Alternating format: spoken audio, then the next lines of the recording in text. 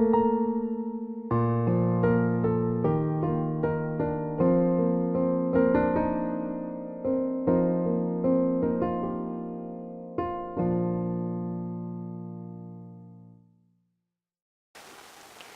individual.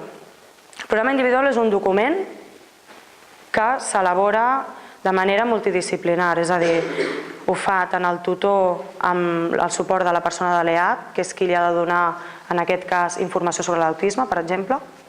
També es fa amb part de l'equip directiu o cap d'estudis i sempre, mestre d'educació especial per suposat, i sempre l'han de validar els pares, han de firmar-lo conforme estan d'acord.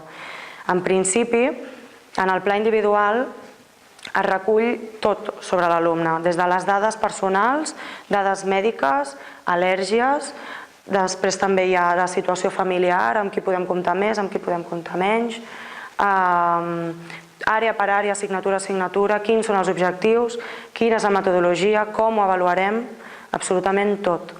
El que passa és que hi hauria de ser una cosa ràpida i fàcil i que constantment s'estiguessin canviant els objectius i mira, aquest ja l'hem assolit, el tatxem, fem un altre, no? I al final de curs fer un resum i dir, mira, doncs tot això és el que hem pogut fer. Però, per desgràcia, es fa més com un document burocràtic, gruixut i que ningú se'l mira en tot l'any, que no pas com una eina dinàmica i flexible, que és el que hauria de ser. Perquè, per exemple, el tutor, més o menys, a principi de curs, si és un tutor nou o encara que no sigui nou, no té molt vist a l'alumne, doncs allò li pot anar molt bé com a eina de dir, mira, doncs haig de fer això de tal manera, tal i qual, aquí em posa que necessita suports visuals, doncs ho vaig a fer. Però potser, i fins i tot per un substitut, que digui, mira, és que només vindrà a substituir 3 mesos.